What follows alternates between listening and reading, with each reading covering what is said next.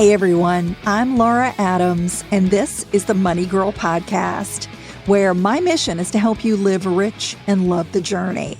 If you're ready for more knowledge, resources, and motivation to manage your money the best way possible, you are in the right place. If you're a longtime listener, you know we cover a wide variety of personal and small business topics here, and each episode is like a mini training.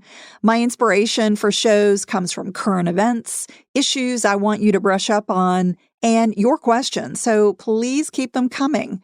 And if you're a new listener, I'm thrilled that you're now a part of the community and hope that you'll stick around by subscribing.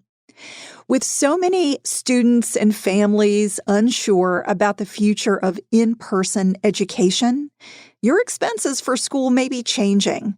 And whether elementary schools, high schools, colleges, graduate schools open up virtually or on campus in 2020, the cost of education and related supplies is incredibly expensive. So I'm going to talk today about a very special account called a 529 plan that families with students of all ages can use to save money. I want to repeat that. Students of all ages can benefit from this plan. I received an email from Jack who says, now that my son is in college, I need practical tips for using my 529 savings plan. I'm wondering, how much should I withdraw from it? What are the tax consequences? And if I need to save my receipts? Thanks for your help and great podcast. And Jack also questioned whether he should have a joint checking account and a joint or co-signed credit card with his student. And I'll address all of these questions through the show and at the end. So Jack, I appreciate your question, and I want to congratulate you on being such a prepared parent. There's a lot to consider when it comes to saving for college and helping a child create their own strong financial foundation as they grow up. So this show will explain how to use a 529 plan to make your money go farther. I'll offer tips for choosing the right plan, managing it wisely, and boosting your 529 contributions.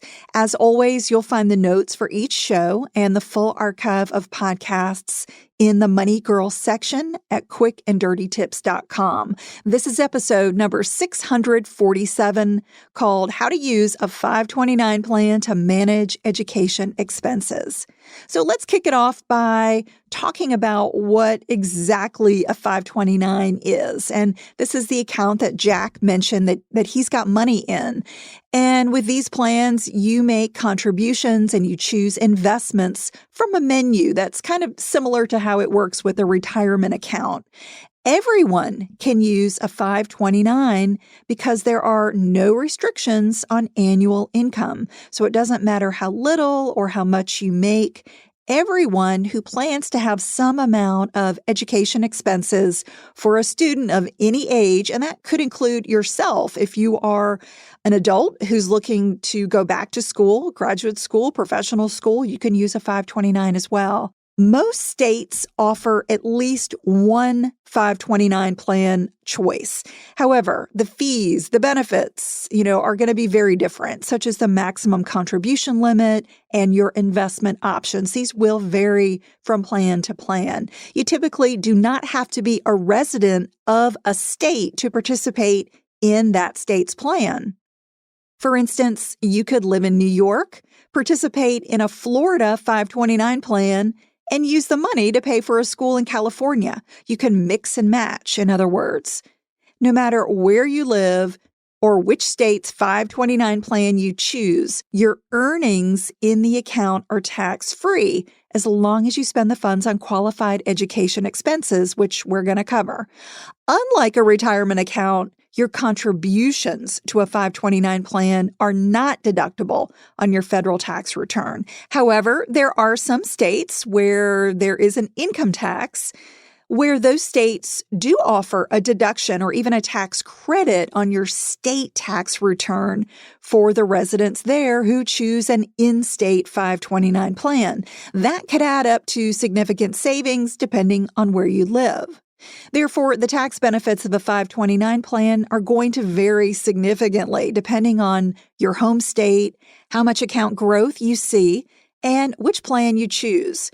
But no matter which plan you choose, the earlier you start saving and investing in a 529, the more potential growth and tax savings you could have. So this is an account you want to start using now if you've got education expenses in your horizon.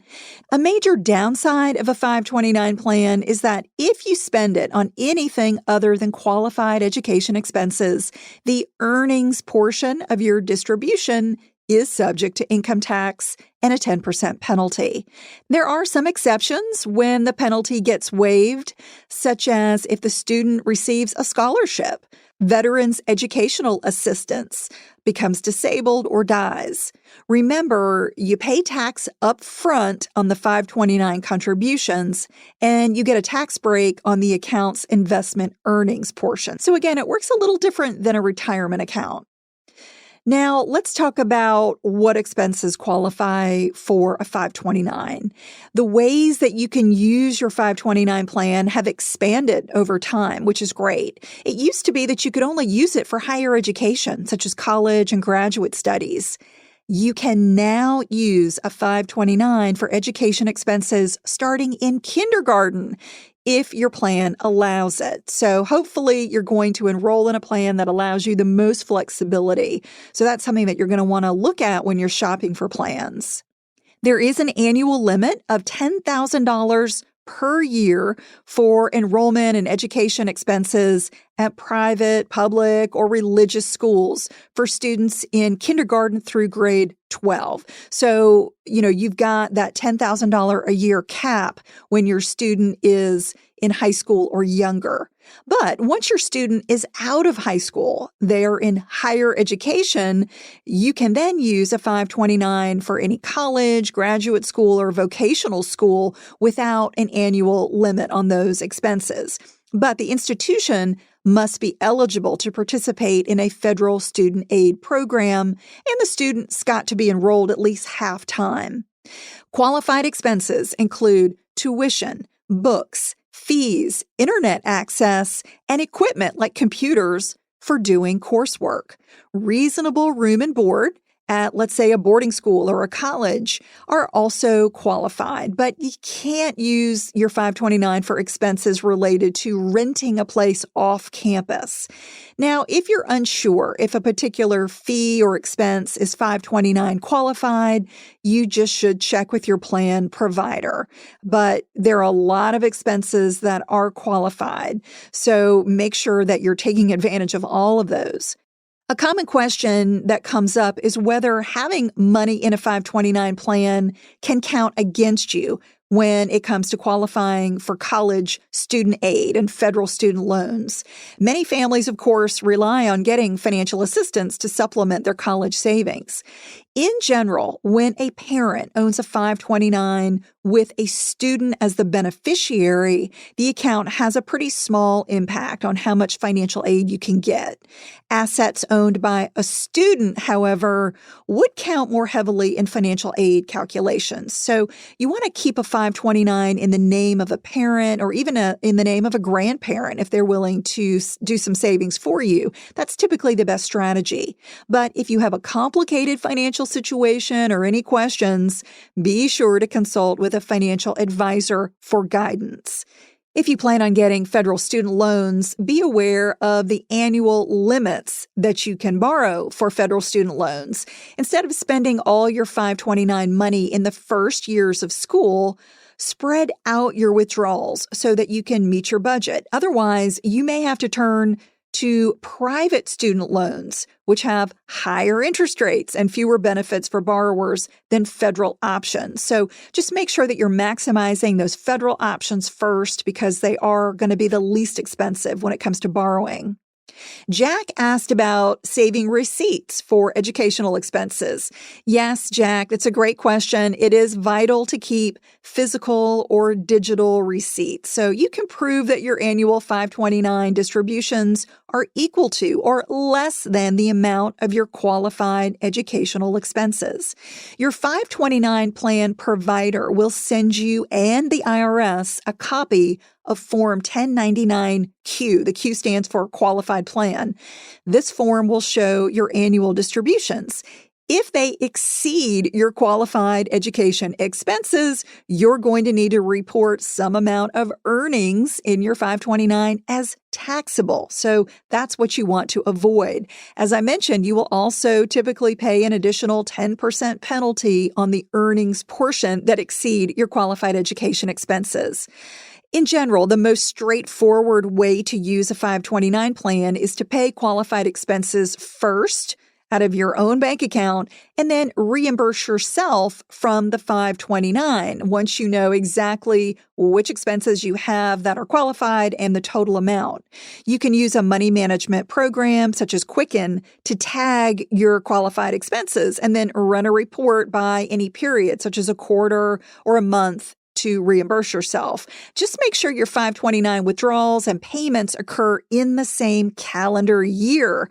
Otherwise, a distribution may be considered non-qualified. Now, another way to manage your qualified education expenses is to move money from a 529 to your bank account, or to authorize a 529 plan provider to make a payment for you.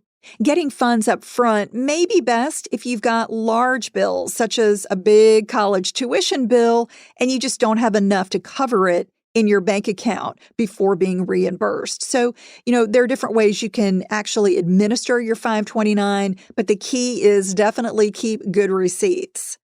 I think what's most tricky about a 529 is that contributions can't exceed your expenses. But if you contribute too much to a 529, there are some ways to avoid the 10% withdrawal penalty. One option for any leftover money in a 529 is to change the beneficiary student on the plan.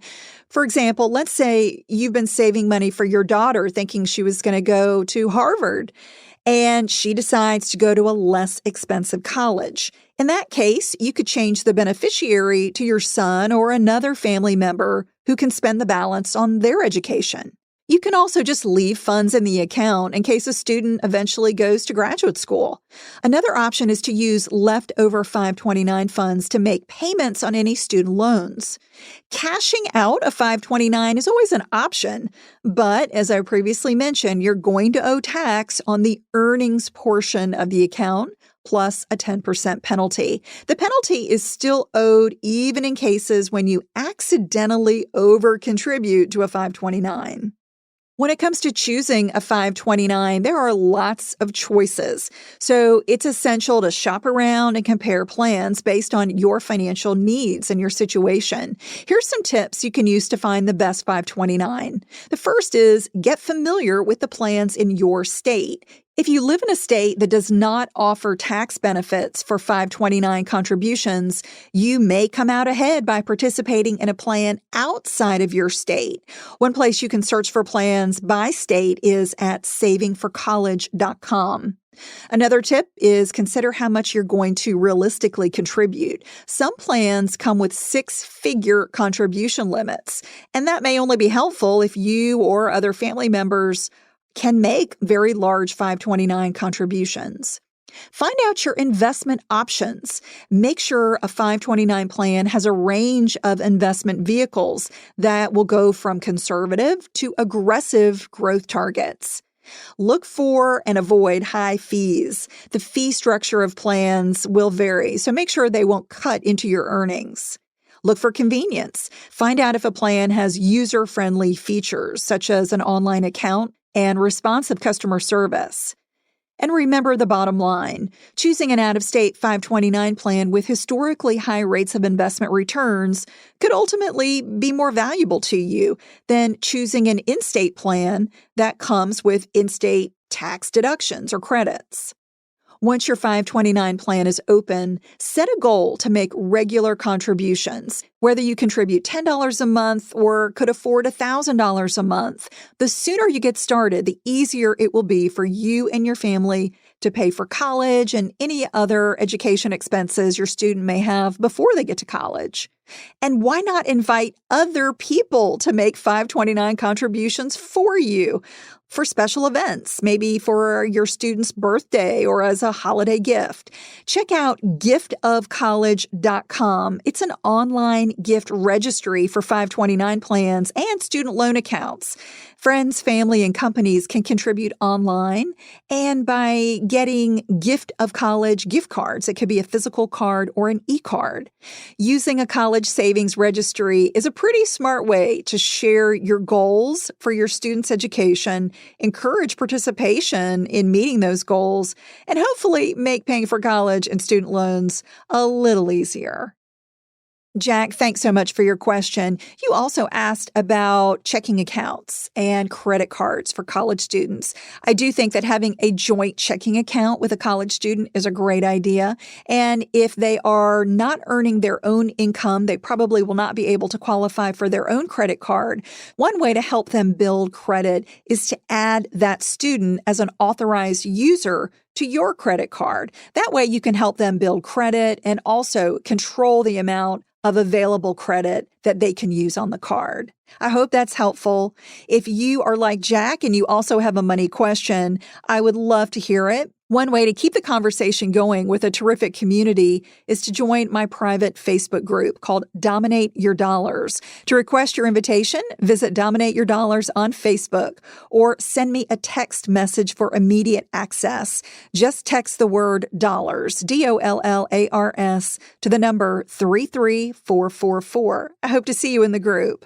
You can also visit lauradadams.com to email me a money question. You can even record a voice message that I may be able to use in the show. Just call 302-364-0308 to leave your message. That's all for now. I'll talk to you next week. Until then, here's to living a richer life.